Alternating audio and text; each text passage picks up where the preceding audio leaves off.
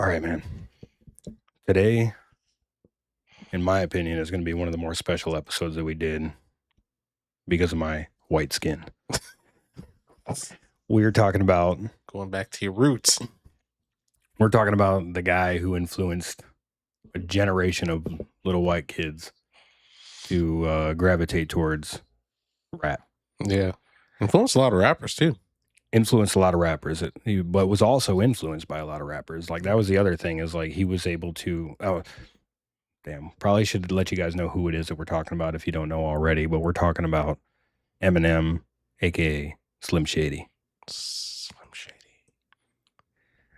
Yeah. So both of these albums that we're going to be talking about today are, in my opinion, they're totally different, but also there's always been like a little bit of a debate on which one is the better album. And I think we have differing perspectives on which one is the better album.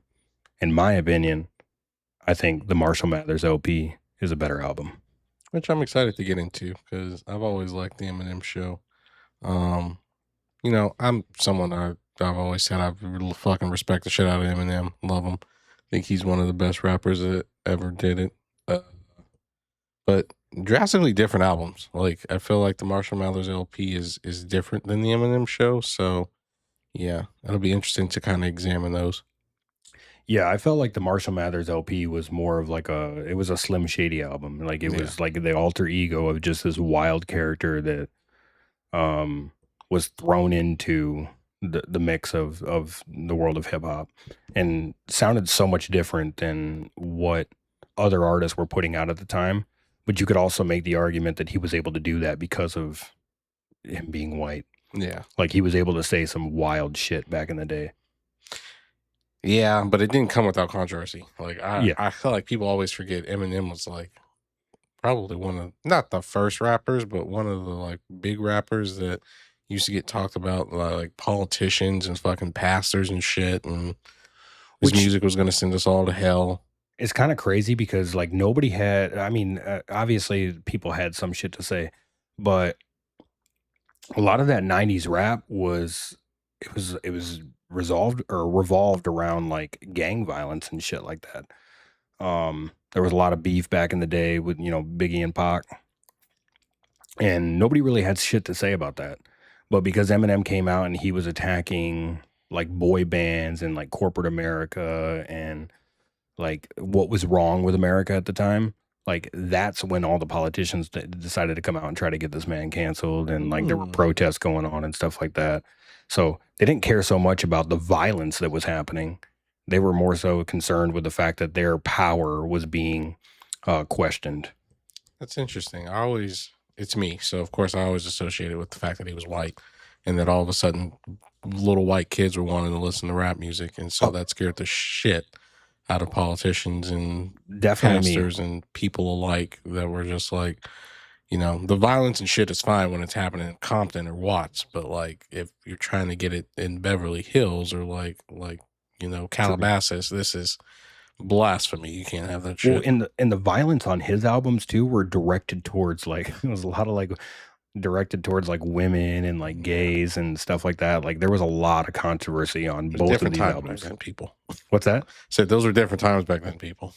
100% it was like it was actually like it was okay. Like I mean, I can't say it because of YouTube, but I mean he dropped the F-bomb on the Marshall Mathers LP like dozens of times. Like it was, flowed great in the song.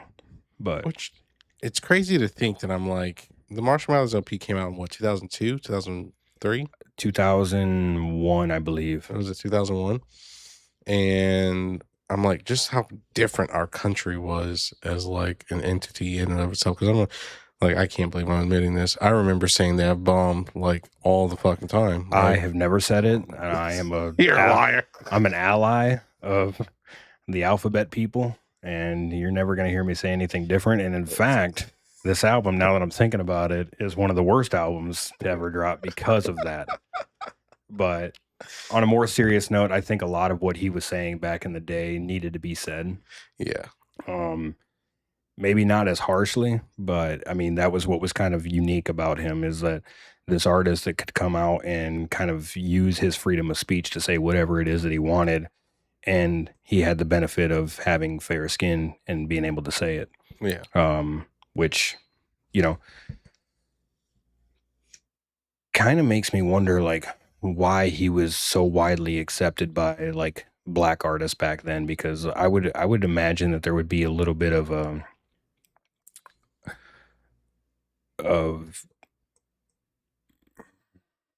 like, not, I wouldn't say jealousy, but just like maybe not fully understanding why this white boy could come out and he could say whatever he wanted, Yeah. and you as a black artist always had to play like the, you were in one of two lanes back in the day. You were the bebop rap, or you were like the gangster rap, and neither of which were really widely accepted as like acceptable forms of music.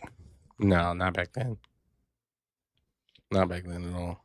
And you know, it's interesting because I would have to have imagined that there were quite a few rappers back then that I actually did feel like exactly what you're saying, right? Like, who the fuck is this white boy that gets to come in here, say all this shit, and talk about stuff that, you know, we've been talking about, but now it's being amplified just because it's Mhm. coming from Eminem. Um, Do you think the sign off on from Dre is what made the difference? I've always said that I feel like Dre gave him a certain type of cover that had he just been signed with like, you know, a standard record label or some shit, and had like Clive Davis or somebody as his like fucking artist relations, I think it would have been accepted like a little bit differently. I think Dre giving the kind of seal of approval, um, and Dre being the one to kind of usher him into the business is kind of Mhm. like a, I don't know, big brother slash father figure is what Eminem has always said. Mhm. I think gave Eminem a and just the fact the motherfucker's talented. Like, that's just it. I don't care what anybody says at the end of the day. If you don't have the talent to back it up, people can see right through that, especially us black folks. Like, we can see through anybody that's trying to just get a one up or get some money or right. Like, and it always felt authentic. Like, I've Mhm. always said that about Eminem is like his story. It didn't feel like he was telling me, it didn't seem like a white artist trying to tell a black story. It literally just sounded like a He's telling dude his telling story. his story, Yeah. and like he just happened to be white. Well, and the thing is too is like I remember being like a kid and listening to Eminem, and people like white people would tell me that it was like white trash music. Mm, And like it was never like associated with like, at least with the white people that I knew back in the day, the white adults, they would always say that it was white trash. They never said mm, anything about it being related to like black culture or anything like that. They just said, "Oh, he's white trash." Like, mm, you know, his he grew up in a trailer park. He had a terrible relationship with his mom, like making songs about killing his mom and killing his wife, and like it wasn't something that was acceptable, you know, back then. But that was back in the day when like, you know, uh, country music was like huge. yeah, So, you know, it's when you see like a white artist like Eminem coming out and he's rapping about what he's rapping about, you know, which was really more relatable than what a lot of that country music was back in the day, because a lot of people lived in similar situations to Eminem. You know what I yeah. mean? So, Which it's funny though because I've told you I'm just like Eminem was the one who really opened my eyes to kind of like white people having similar struggles to other mhm, individuals. I didn't know white trash people in growing up necessarily. And so I always hate saying this, but I'm like, as ignorant as it sounds, I always thought white people all grew up with like white picket fences and beautiful houses and, you know, you had your mom and your dad tucking you into bed at night and shit like that. And mhm, then this dude comes along and it's like, oh, your mom can be a drug addict too and mhm, like not give a shit about you. And like you could be neglected as well. And that doesn't, and it sounds ignorant because like I'm not saying that that experience only can happen to one demographic of people, like, right? Like only black people or only mhm, Asian people or only men or only women for that matter. But I'm just like growing up in the environment that I grew up in, I only saw it happening to people that look like me because I was only growing up with people that look like me. And then right, the people I saw on TV were fucking like the Brady Bunches and fucking uh Didn't he make fun of them too? Like, isn't one of his music One of his video music videos is making he fun of the does like the Brady Brady Bunch. Yeah. Bunch? Like, I don't remember which one it was. It must have been like the Real Slim Shady or Without Me or something along those lines. But that was what was so cool about Eminem. And I know we talked about it in one of our previous episodes, the Cole episode, actually, where we talk about how these artists have these songs about their mom. Yeah. And they're always like loving, they see their mom in a different light and they just, they revere their moms. Eminem had a totally different Yeah. story with his mom. And I mean, he talks about how she's trying to sue him. He talks about how she was a drug addict and how she sort of influenced him becoming a drug addict, Yeah. because there was always like pills laying around the house and he was able to, easily get them. Yeah. Just tells a totally different story and, shows his mom in a different light.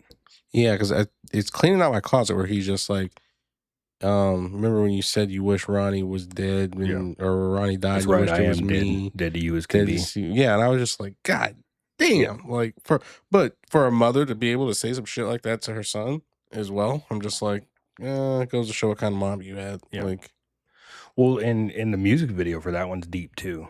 Like the music video where she's an abusive mom. She's like pouring like fucking bleach in his cereal and stuff like that. It's like, if any of that was actually happening, you can understand why he has the relationship with her that she does or that he does. And it was public knowledge that his mom tried to sue him as soon as he started making money, which another horrible thing that you could do as like a mother or just somebody that you're related but she to. was suing him because he was referencing her in so many of the songs, right? Like, fuck that bitch, dude. Like if you're I'm not saying it was right, but yeah, fuck her, dude. Like that's the thing is like everything that he said about her, she went ahead and solidified that when she came out and tried to sue him. That's true. Thing is, like I mean, I've never taken Eminem as somebody who just goes on a track and just says some shit like without it there being something behind it. I think that's another reason why he's always been widely respected as like a lyricist and an artist is because, a lot of what he says is real shit and to his detriment. Like the thing is like had the political forces and white America back in the day had it their way, he would not have made it as popular and he would have just looked like a damn fool coming out on his tracks talking about, I want to kill my mom, I want to kill my wife, I'm white trash, like all of these things that don't paint him in a fucking positive light. Like, that would have just made him look like an idiot. Yeah. But the thing is like you guys pushed back so hard on it and he related to so many people that it just made him bigger. Yeah. Because like you could definitely not do either one of these albums in today's culture and expect that it's going to blow up the way that it did back then. Not the way that he did, especially not fucking Marshall Mathers LP. Like that's a raw. He's a wild boy on that one. The thing is like that. Are you familiar with the song Kim on the Marshall Mathers LP? I don't think I am. It's the end of the record where he basically goes through this entire story of killing like his wife at the time. And it's Kim is the mother of his daughter, right? Haley. Yeah. Right. Yeah. And it's a dark listen. It's like it's like Requiem for a Dream, dude. It's like you listen to it like once or twice, or you watch it once or twice, and you're like, all right, like this is deep, this is heavy. I'm gonna have to take a little break. It's I'll play it here in at the end of this episode for you. But it's one of those songs that it was one of the first songs that I had actually heard from Eminem. I remember, my dad. My dad's not somebody who listens to rap or anything like that. He's more of like a classic rock guy. But we went on a fishing trip with a buddy, and I must have been 6 or 7 years old. Like I was young, and I remember he had the Marshall Mathers LP, and he popped in the CD, and we had listened to it from front to back, and at the end was the Kim song. And I just remember hearing it and just being like, what the fuck am I listening to? Like, even my dad was like, I don't know if you should be listening to this. It's rough. So that's one of the most impactful songs on that album to me because it just It's called Kim. Called Kim, yeah. Mm. Only because of how like sort of sadistic it is. Like he describes like killing her. Even more in detail than like a song like Stan? Like how Stan is a different type of story, but along the same lines. okay. But it just gets a little bit deeper as far as like his desire to kill like the mother of his child. Jesus. Because Stan is more so like him like reflecting on his influence on Yeah. everyday people Yeah. and like how his influence can basically push them in a direction that they probably shouldn't actually be going. Like he's just making songs and to get a rise out of people, but some people are taking it more serious. Yeah. Kim felt like that song that Stan listened to and was like, you know what, fuck it. This is what's gonna drive me over the edge, like make me take the car over the cliff. Yeah. Holy shit.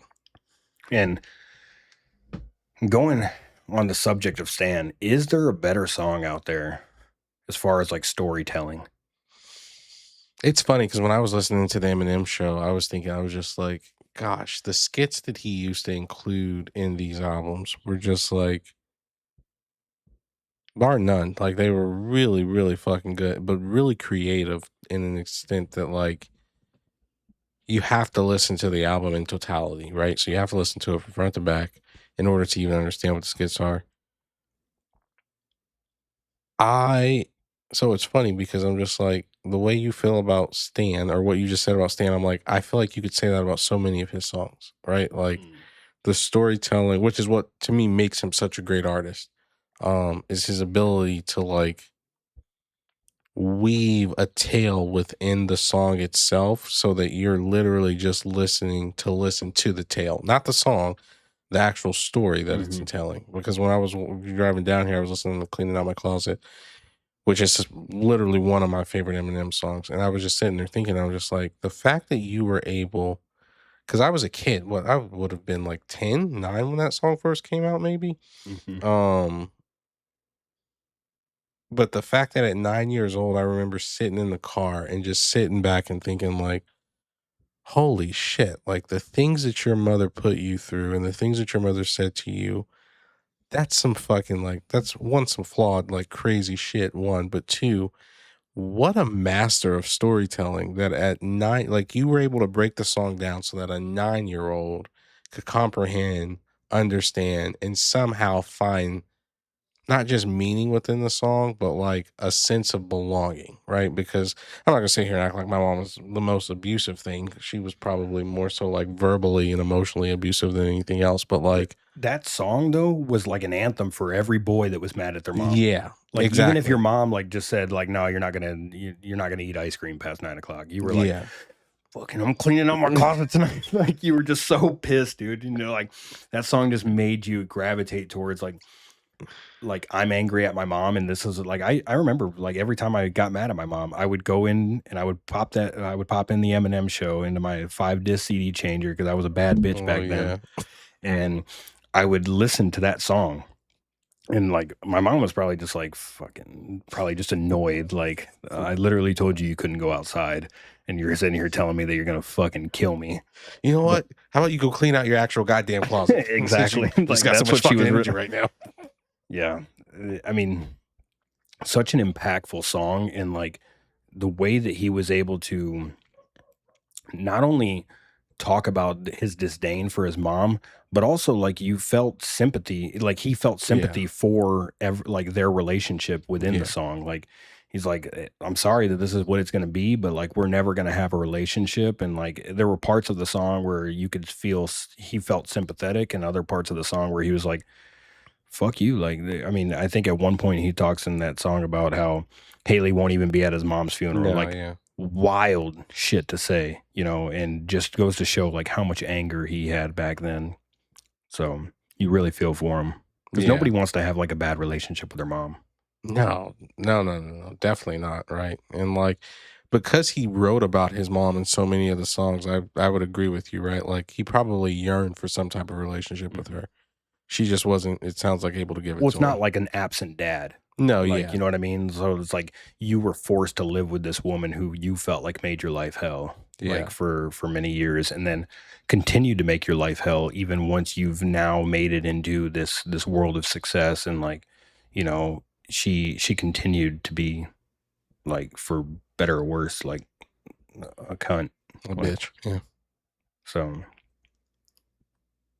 yeah. which I'm not sure if I'm allowed to say that on YouTube. So Probably not.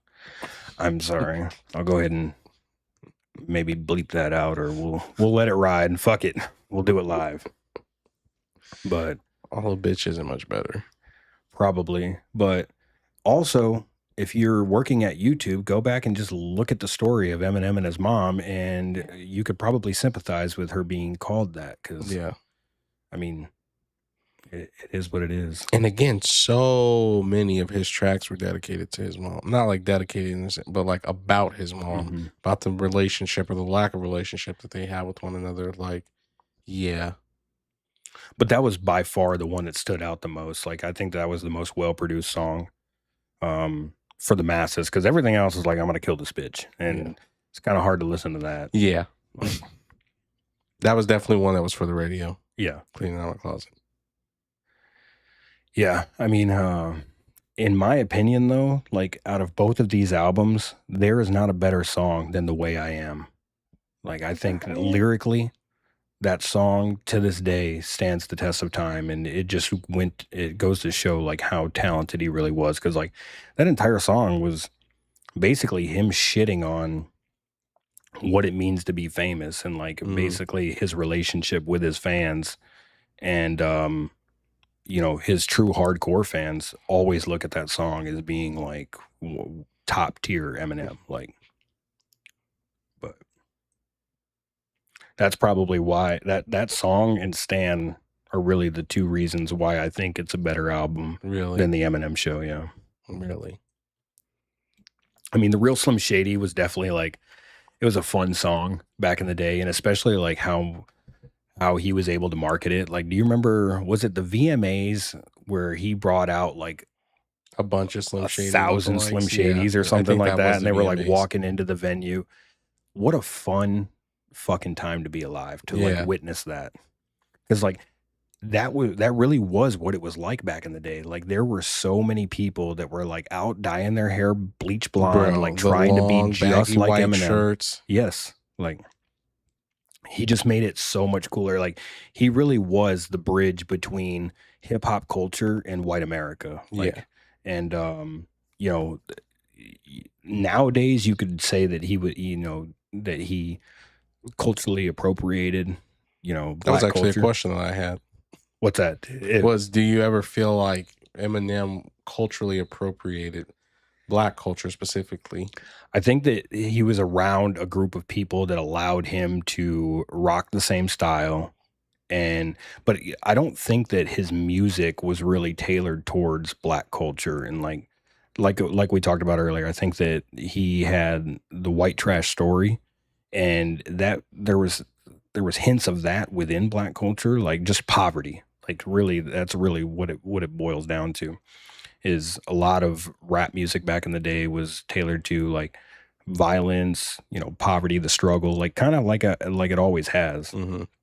And he was the bridge between that and white culture. And I think that the group of people that he surrounded himself with, like Dre and 50 Cent and, you know, the D12 crew, they all allowed him to wear wave caps and, you know, wear fucking FUBU and whatnot. I'm not gonna lie, I did the same shit because of Eminem.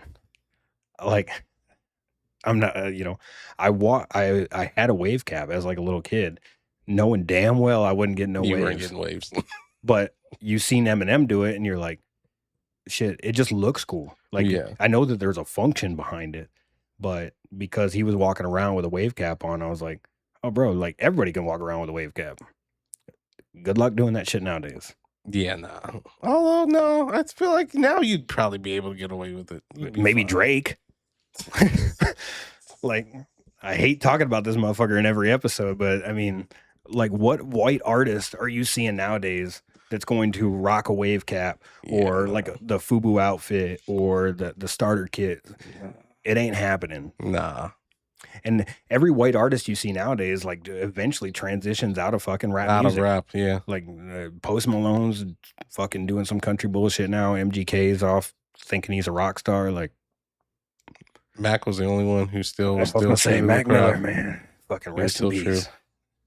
Because Mac Miller really is the only other white artist that you could really point towards since Eminem that was like, all right, this dude is like he's not just contending with other black artists within the space. He's actually respected by black Yeah. artists, Yeah. which I think Yeah, Wiz and like all of the it means something more in hip hop culture than it does outside of any other genre. Oh, absolutely. But that's because I feel like so much of black culture is entwined within hip hop culture, Mm-hmm. right? So it's funny because I've never I've never thought that Eminem culturally appropriated anything. I just always felt like he appreciated where he came from. If you're telling me and I've never I didn't grow up in the fucking 8 Mile, but like I've read and heard things about it and right know of other people that have come from the 8 Mile, and it's not like he was growing up in the fucking suburbs of Detroit, Michigan, right? Like this motherfucker was in the heart of what the struggle was, it sounds like. And so because of that, I'm sure there were white people in there were Latinos in there were black folks in there, and like that culture ultimately becomes intermersed or meshed with one another, right? So like to me, when you grow up, if you're poor, it's not black poor or white poor. Like there's different levels to poorness, yes, but like if you po, you po. Like whether you're growing up at the trailer park, whether you're living in the projects, whether you're living in tenement housing, right? Like it's all the same. So to me, I can't I can't knock somebody because you grew up in an environment where motherfuckers were probably wearing wave caps from the moment Mm-hmm. that you were 8 or 9 years of age, right? And like motherfuckers were probably trying to actually like write out their lyrics and write or trying to become lyricists at a very young age. Like I can appreciate that you appreciate those things about That's it. the key. And I've never gotten that's the other thing, like with Eminem, I've never gotten the sense of like him or I've never heard of him burying other artists or him burying like and when I say like burying, I mean like not allowing other motherfuckers to come up, right? Like I don't necessarily. know, dog. Like what he did to Ja Rule is No, needs no, to no. be I'm talked talking about. about with like young artists, right? Like I'm saying like Eminem Uh, has never I've never there's heard I've never this artist, and I don't know if you know of him. His name's NF. never heard He's of him. he's a white rapper from Michigan, and like always talked about how like Eminem was like one of his like heroes. Like, dude, every white kid Can he that rap though? bro, NF, I got to show you NF. Okay. Motherfucker can rap. Okay. He's good, but the thing is he's like he talks about it quite a bit in his raps where he's got like some mental health issues, like and that comes through a lot in his raps. Like he's always talking about like the fact that he has OCD or that he had a bad relationship with his mom too. Like his mom was a drug addict, and really similar story to Eminem. But apparently, and I don't know how true it is, but Eminem has never really recognized this kid, which I think Eminem could probably do a better job at. In especially since his influence is not really there anymore within the culture. I think him signing off on artists is would really help the next generation. He's signed off on some people. Like you'll see, I think his sign off is, yeah, I'll hop on a track with you. Like even though you're probably not going to get traditional Eminem, he's still going to put some fucking pen to paper, and it's probably going to sound pretty good. But I would like to see him advocate for more artists, especially artists that, you know, like that need it. You know what I mean? That aren't being pushed as much. I'm gonna just say he advocated for my boy back in like 2012, 2013 when he asked Kendrick to fucking write some stuff for him. So that's where I'm like, and here I guess the point that I was trying to make is I've never heard of Eminem burying other young black artists Oh in the no, sense that like not without and not and without reason, and not then without somebody else and coming that's out what I'm and saying. And a beef is completely yeah. different, right? But like for instance, people talk about JT, Justin Timberlake, being like having culturally appropriated black culture. Mhm. And the argument I always make is, well, what did Justin Timberlake do for other black artists? Right? Like, I've never seen Justin Timberlake talking or bringing in a group of black young up and comers in the way. And that's all I'm saying with Eminem, right? Like, Mhm. I've seen him sign off on a motherfucker Oh, like dude, Kendrick, or I've seen him sign off on some of the other younger artists of like, everybody from D12 would not be like widely regarded as I mean, he probably changed the lives of so many people back in the day that would have never had an opportunity had he not co-signed. and so for me, that's where I'm just like, did you appreciate the culture? Did you appropriate the culture? Well, To because me, that's I'm the other like, thing. it was more so appreciation. When 50 Cent's rise started happening, M was fully Yeah, behind 50. fully behind. Like, and that takes a lot as an artist where you just dropped, arguably three of the best albums, Because in Em was still at the top around the time when yeah, 50 was M was coming still at up. the top, yeah, and like during like 2005, I think is when he dropped like Curtain Calls, which wasn't one of his best albums, but it was still like, oh, dude, like Eminem still got it, man. Like this Hmm. this dude is still hot as shit.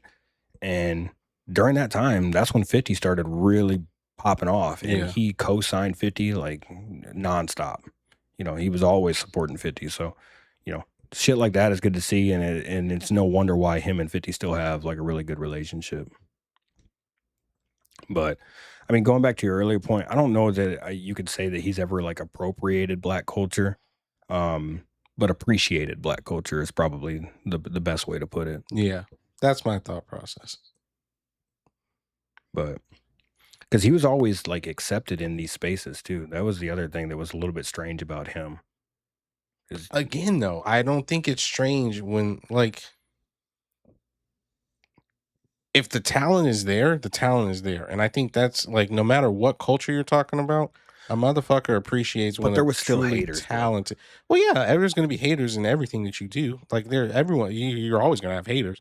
But like, I'm not shocked that like the black community would have accepted somebody like Eminem, knowing his story, knowing where he came from, and then him just truly being his authentic self. Like, I'm sure he was in spaces and areas where it was just like, oh, we're gonna test this motherfucker out, or oh, let's Hmm. try this motherfucker. Like, let's see if he's Bro, really do you like, remember the whole Suge Knight thing?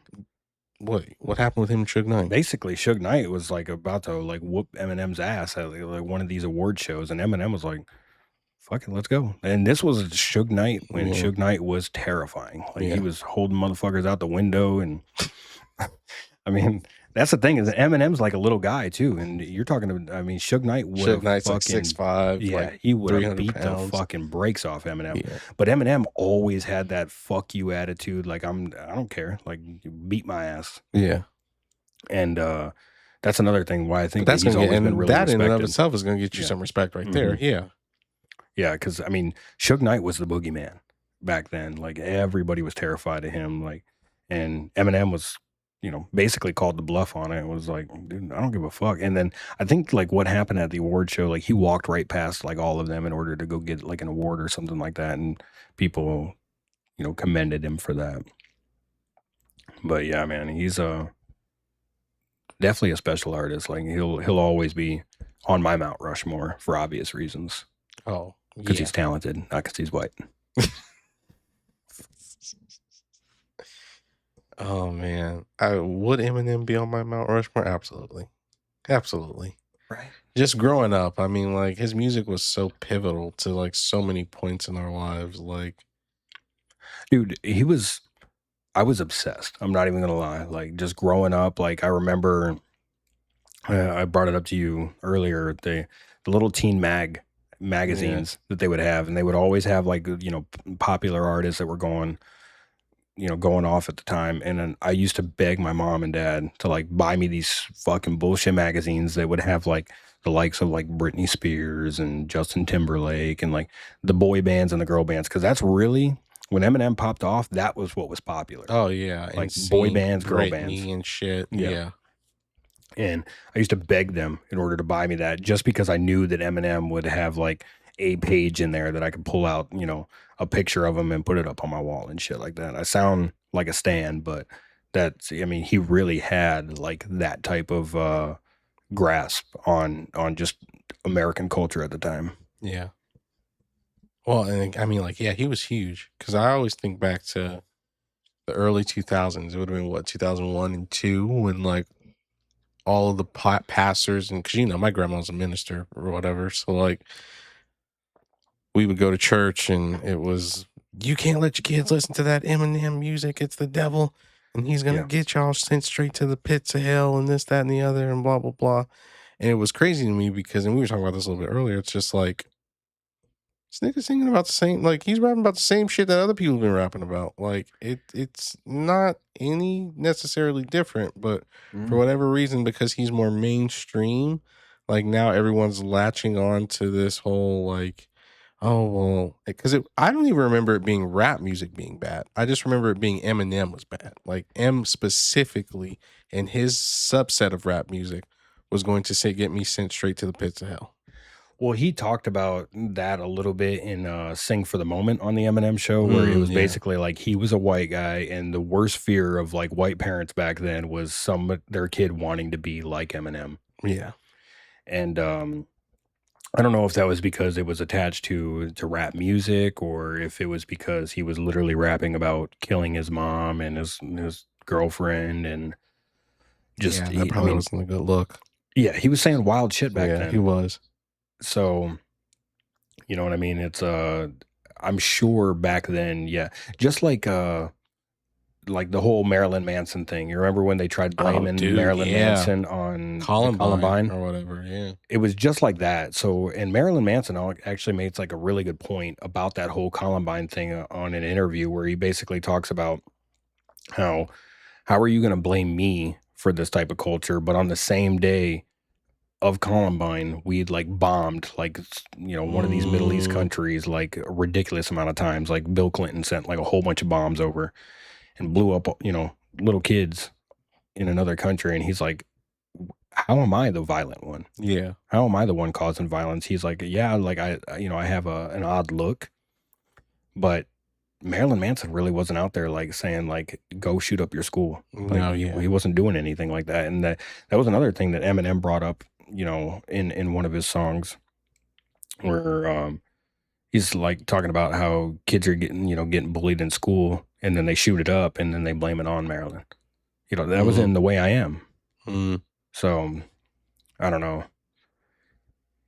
He definitely had his ear to the ground when it came to like cultural significance of like current events and like things that were happening at the time, which is refreshing to see when you're only seeing artists nowadays like really rapping about bullshit. Do you think he would have been as big as he was if he was black? No, there's no Yeah, way. I think he's really the one who really introduced like white culture to hip hop culture. Cause like before him, would we have Vanilla Ice, like who has been yeah, widely regarded as like, a culture vulture, like somebody who just didn't really come from that life, just, kind of found a lane within hip hop culture and fucking wrote it as hard as he could. He wasn't respected within hip hop culture. But Eminem was, but in part because of his story. Like he had a relatable story, and I think it would have been really hard to market a black artist for what Eminem was saying back in the day. yeah. That's a good point. I'm trying to think of a black artist talking about wanting to kill their mother and all this stuff. Like that would have been very hard sell. Yeah, real hard so. Which it's not to say that that's right. It probably either A shouldn't have happened and like Eminem shouldn't have been able to say that type of stuff, but I'm a free speech advocate. And like Yeah, if he says something, it's because he's feeling it. And I think you should be able to do that no matter whether you're white, yeah. black, you See, know. So it just at that time period, it would have been a tough sell. yeah, very tough. But yeah.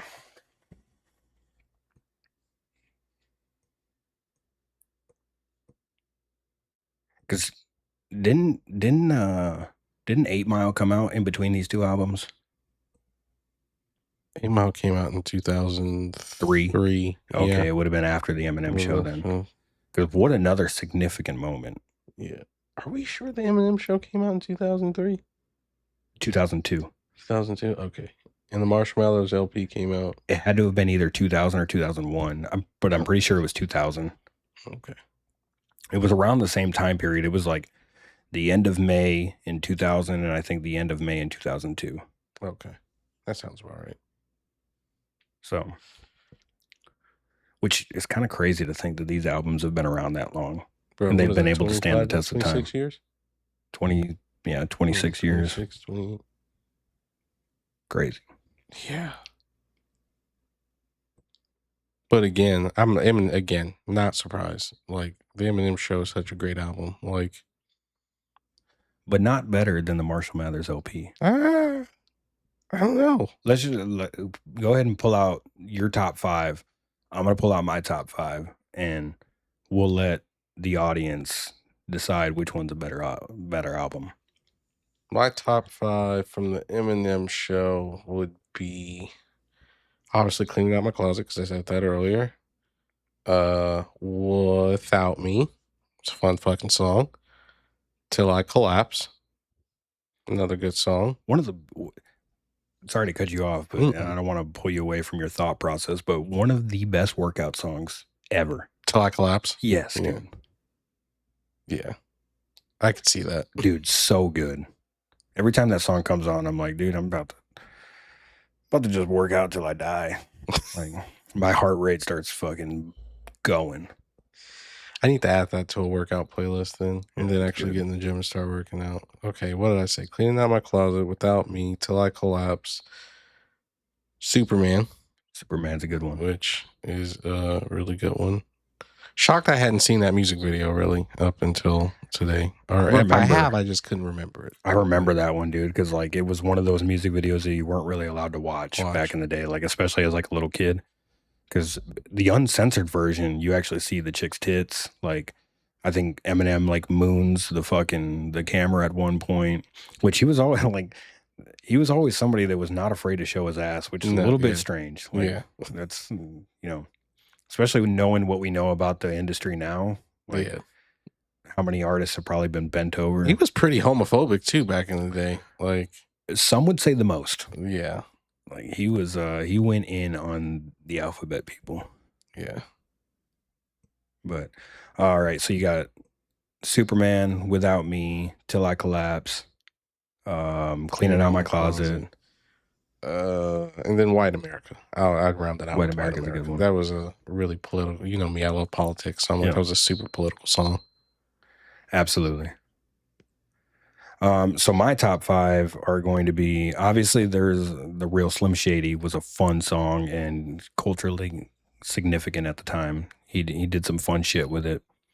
Stan is has to be one of the greatest songs ever written, in my opinion. Yeah. The Way I Am was, I think every Eminem fan gravitates towards that song more than any other song as far as lyricism goes. Yeah.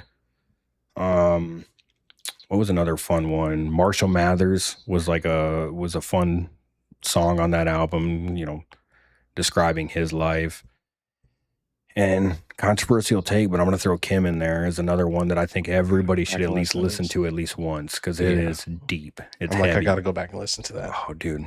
I'm actually excited to show it to you because it's on par with Immortal Technique, Dance with the Devil. Oh, shit. Yeah. It's deep, bro.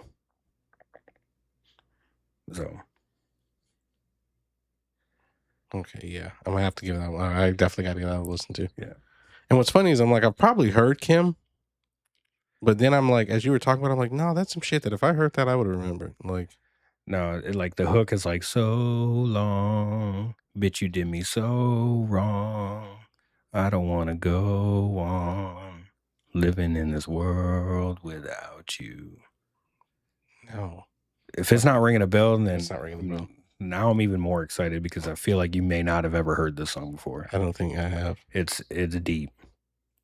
But yeah, man. I mean, where do you think Eminem stacks up as far as Do you think that he would have the same cultural significance today if there was like if white artists never bridged that gap into hip hop culture? Do you think that he would be able to do the same thing today that he did back then? It's hard to say because I'm just trying to think. I'm like, what other white rapper outside? Like, I know we were talking about Mac Miller earlier, but I'm like, what other white rapper would have come along that would have been able to try and bridge the gap? You know what I mean? Like, Yeah, it's not saying that it's just been because, tough. yeah, just because he did it, he's the only one who could do it. But I'm just trying to think. I'm like, in the hip hop industry to begin with, right? Like, I feel like just getting that credibility and getting that acceptance, regardless of your race, is hard. But Hmm. it's a little bit harder if you're white. Like, I'm just gonna be honest. Or it looks a little bit harder if you're white. Well, that's the thing is Who? there's been other artists that have come out that look like they were going to have generational runs. Like Yeah, when White Iverson dropped, like dude, it didn't matter what you were, like you were vibing with that yeah. song because it was just it felt good to listen to it. And Post Malone is one of those artists that you thought could make. I wouldn't say that he's on the same par as like an Eminem because he's not like a lyricist, but he makes feel good music Yeah. within the rap genre. Um, Yellow Wolf was another one that had like high hopes back in the day, like, but real people really never really gave him a real I don't shot. even know who the fuck that is. Exactly. Obviously Mac Miller, he's mm, And that's just it. I'm like, that's yeah. not to say somebody else wouldn't have come out of the woodworks. Like maybe I think you'd like NF. NF would have been the motherfucker that bridged the gap for us. Like, Yeah. And I know Logic is mixed, but yeah, almost nobody believes that. yeah. He's white passing. But he's good. He's Like good. Logic's had some good songs. You introduced me to one of his songs, Nikki, Yeah. which I still have in rotation because it's such a beautifully written Yeah. song. But it kind of feels disrespectful to Yeah, name talk those about people Logic. in the same category as Yeah. Eminem. Yeah. Mhm. So I was like, I don't. Again, it may have been somebody that came out of the woodworks, but in regards to bridging the gap with having the generational one that he had, no, I don't know that we would have had anybody. Do I think that he could do that today? Hell yeah, He's got the talent. because and that's what it boils down to, right? Like if Eminem, But if but also he wouldn't have been able to say the shit today that he was saying back in the day. I think part of what made him that's so true, popular back in that's the very day fucking true. is because this man was coming out and he was just coming at Yeah, everybody. He was coming at America's sweetheart, Britney Spears and Christina Aguilera Mariah and Carey, Michael Mariah Carey. Jackson, Bro, it didn't fucking matter who you were. If yeah, he had something to say about you, he was gonna say it, and it probably like you did not want to be in the crosshairs. yeah, Like as much as I like him, like I felt horrible when he dropped that song. We Made You, and he was making fun of like Amy Winehouse. mm, Like I love Amy Winehouse. I think she's such a talented artist, but like if you had any sort of blemish on your career back then, Eminem was coming at it and he was just going to highlight that shit, and it felt I mean, he disrespected a lot of people cuz Amy Winehouse is like to me like she was one of those artists that like you really felt for. Like she was yeah, very talented but definitely had some issues. bro. He had Michael Jackson on fucking his hair on fire, put that Which shit out in actually the toilet. happened though, Yeah, like, but he made fun of it, and made fun of like it. that's I mean, he was talking about, touching little boys and whatnot. Like, I went back and listened to that song recently, and I was like, "What the fuck, dude?" Like, I cannot believe that this song was as And was in popular as it heavy was. rotation too. That's what I was Oh, about to dude, it say. It was was super huge. popular. It was in heavy rotation. It was on the radio. Yeah. It was on the radio about how Michael Jackson was touching little boys, and And I they mean, got a music video out of it. oh, That's the dude, crazier thing.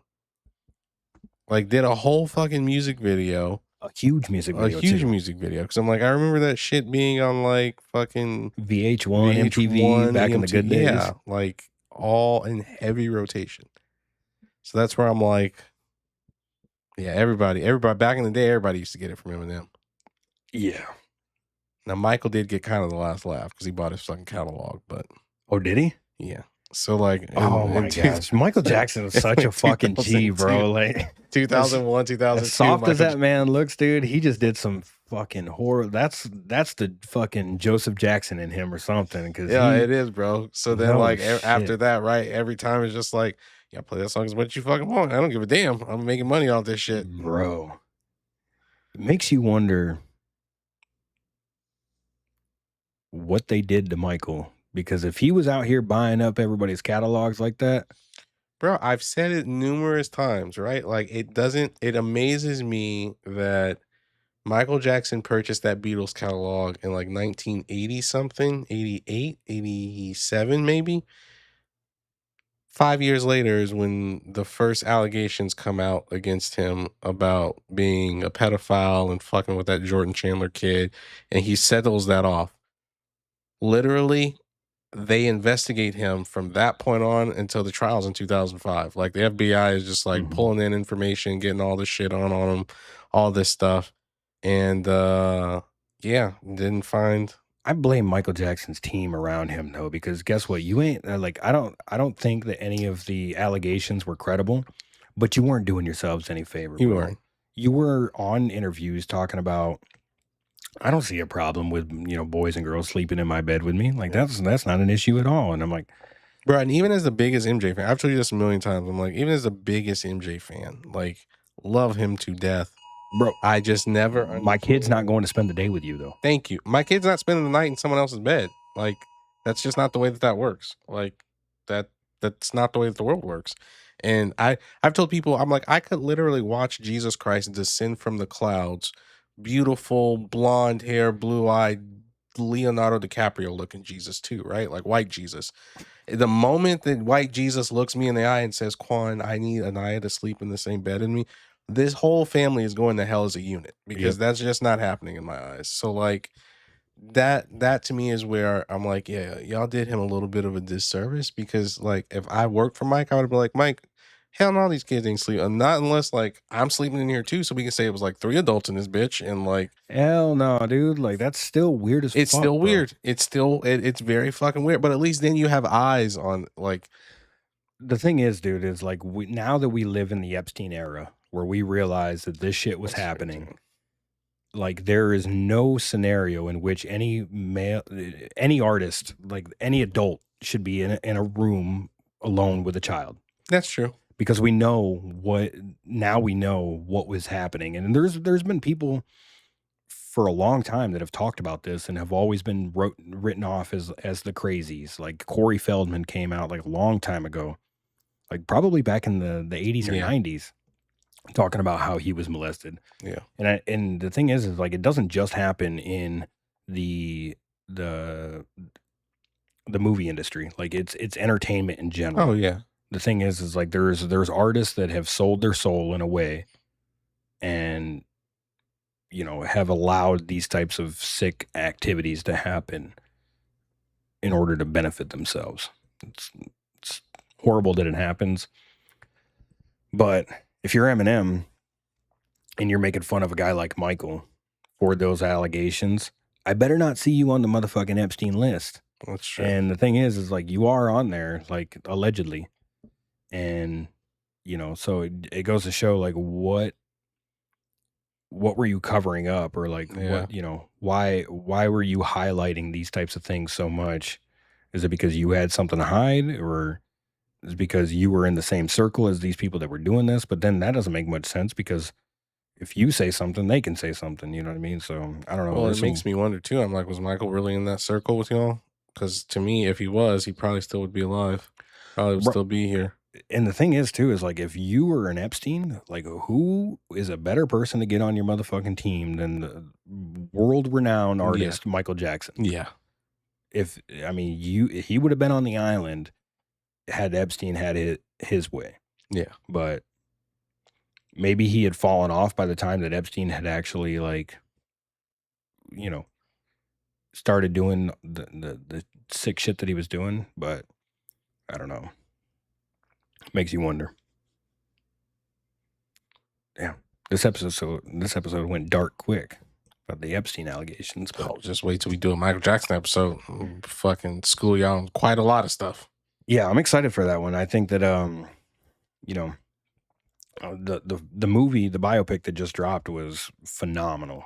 Like, I'm excited for number 2. I know that you had some issues with the biopic just because of historical inaccuracies, which, I mean, I don't know anybody that knows like the story of Michael Jackson more than you, like, but Bro, y'all had this man singing songs that hadn't even come out yet. Like, that's my only thing. If you're gonna do a fucking biopic, at least make sure from a historical standpoint, it's somewhat accurate. you know why that happened? Because fucking Joe Jackson wasn't sitting there with his goddamn belt Exactly. That's whooping exactly some what it director's was. ass. That's How why the that hell happened. they gonna be singing the song when the shit didn't even debut until 1971, but y'all saying it's 1968? Has there been a portrayal of a bigger monster than fucking Joe Jackson in that movie? Bro, and what's funny is like Coleman Domingo, the actor that plays him, does such a good job of like just having presence. Like that's just it. Like I've never met Joe Jackson in my fucking life, but from the way they all talk about him, the moment Joe Jackson walked into a room, it was like he was there. You knew he was there. You felt his presence. And when I was watching the biopic, that's all I kept thinking. I was just like, do I like Coleman? I can tell he's a little bit more flamboyant than what I would have liked, but I also chalked that up to like the The time fact that period. he is a gay man. Well, no, the I think actor it's the playing time him. period. I think it was more Nah, acceptable to because be feminine. Nah, because Joe, I don't think that would have. I don't think Joe Jackson was a feminine man or effeminate to I don't. begin with, right? Like, I think, I think he was kind of a hard ass, but I think because Coleman Domingo is a gay man, like some of his mannerisms just play See, through. I in didn't there. even know that this motherfucker was gay before you and I Yeah, had that conversation. So I didn't pick up on that at all. I just saw like a real piece of shit. Like that's all I kept thinking. I was like, fuck this dude. Like I don't like seeing, artists that are exploited, yeah, and especially don't like it when it happens because of their family. yeah. Especially And to a kid. yeah, dude, I don't care about the ass whoopings. Like I think every good kid gets their ass beat when they're growing up. Yeah, And if you don't get your ass beat when you're growing up, you're probably going to be a fucking terrible human. yeah, Like all the people that I know that didn't get their ass whooped growing up yeah. are terrible people and don't Hard to be understand. around. Yeah. So the ass whoopings don't bother me. It's, you know, I'm exploiting you. Like that's what bothered me the most.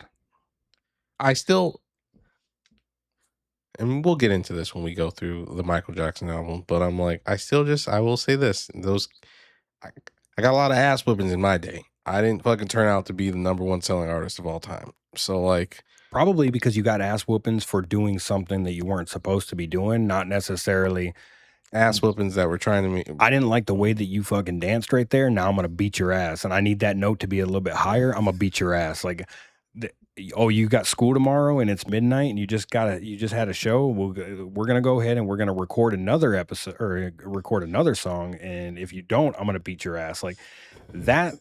That's a little bit different. What was than that just doing Kendrick something song where wrong. he's like, "I beat your ass. You Yeah. don't clean that kitchen. I'll beat your ass if you don't." Joe Jackson signed off on that. That was definitely fucking Joe Jackson's favorite song off the damn album. Because yeah, he just they just portrayed him as like a monster. But also, I mean, going back to what we're supposed to be talking about in this episode, Eminem painted Michael Jackson as a monster. Yeah, But was that because Eminem thought that, or is that because that's what public perception was and Eminem exploited that? public perception, right? Yeah. Like that's what everyone thought at the time. I mean, he wasn't doing himself any favor. Like holding your baby out the window, like, Hey man, he almost dropped that baby. he didn't almost drop the baby. The baby was Bro. fine. He literally had his Are arm you- around the baby's like neck / underarms. You could see the baby was fine. Are you of the mindset that that's not even his baby? I'm of the mindset. Well, actually, that one blanket. I think if there was any of the kids that were gonna be his, I think it would be that one. The one he There was a dangled over the conspiracy balcony. that this The man was other chemically two, castrated, that he couldn't even have kids. And when did they say he lost his virginity? Like in his 30s? See, it ranges. Like if you read his book Moonwalker, he talks about like his brothers and all of them like having sex when they were young and like girls coming in and That I out of the believe, yeah, room, they're child stars. this, that, and the other. And so like But I also think that Joe Jackson would have been like, "You ain't fucking you are the golden egg, and you ain't going anywhere, like, without my say so." you, so you just think Joe Jackson just had Mike's balls in a vice grip all the Bro, just I if your voice is that high, well into your 40s, there's a good chance that you were chemically castrated. Like, that was like a common practice, especially amongst yeah, like opera opera singers and stuff yeah. like that, back in the day. So do I don't know Joe Jackson, but if that would have been a part of the movie, I would have been like, yeah, makes sense. Makes sense that he would you would fucking do that. Because like he was the golden egg, dude.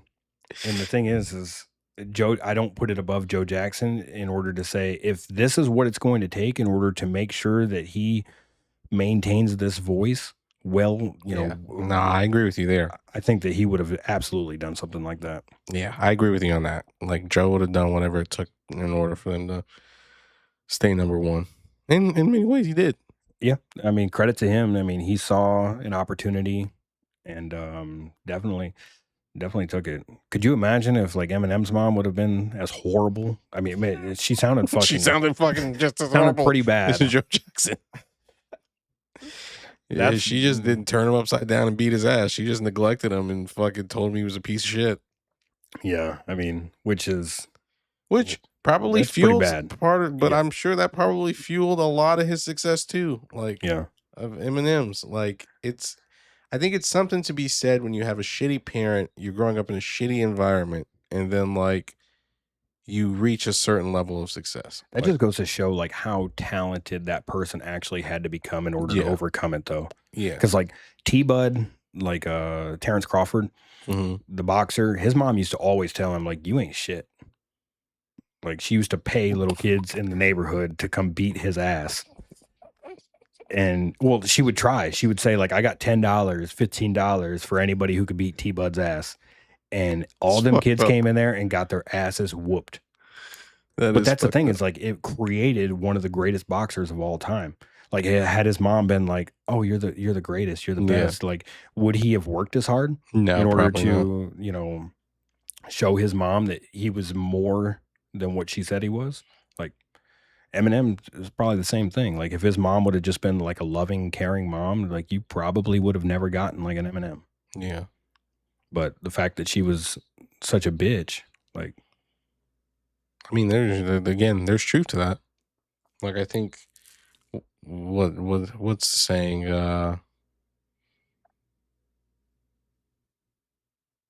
Diamonds are made from like you got to press some fucking coal, or diamonds are made under pressure. The best diamonds are made under pressure, or some shit like that. And I mean, you look at especially a lot of people in the entertainment industry, whether they're artists or musicians or fucking actors or like painters, like a lot of them come from backgrounds where their parents did not necessarily support them or have a system where they could be supported. And so they did it in spite of their parents. Like people fucking forget Mariah Carey's mom was like a really world-renowned opera singer, right? And her mom would tell her like, "Oh, you'll never sing like me. Like you will never fucking be as good of a singer as I am." Every like, Christmas fucking Mariah Carey comes around, you fucking bitch. No, Mariah Carey had a generational run. But you're right though, bro, right? To your point though, because her mom's sitting there shitting on her. Now every fucking Christmas her mom is reminded like, "Yeah, bitch, I might not be an opera singer, but guess what? I surpassed you and I did what you said I couldn't do." Bro, you know what that song fucking "We Belong Together" does to me, bro. Yeah. Like that is a fucking bop right there, dude. I loved that song since I first heard it.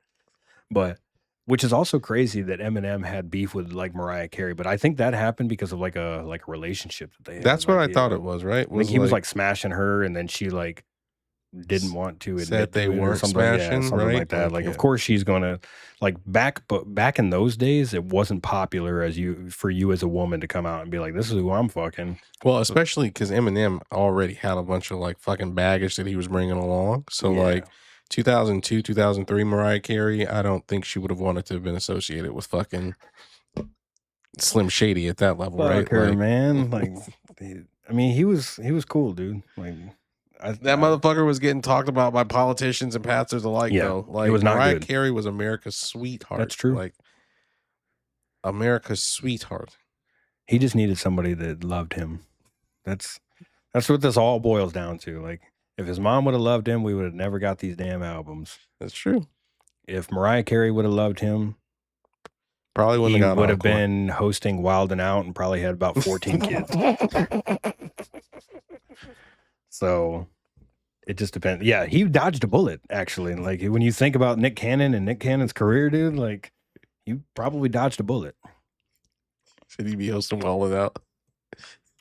Could you imagine, like, if Wild and Out was like an actual like that? What a great show that you could actually and probably push today, of just having real legitimate like up and coming artists that come in and just rap battle. Yeah. Like, I'm sure that you could make that more popular, but if you had like a host like Eminem on there, Yeah, for I was sure gonna it's say it has to taking be off. like a big host. Yeah.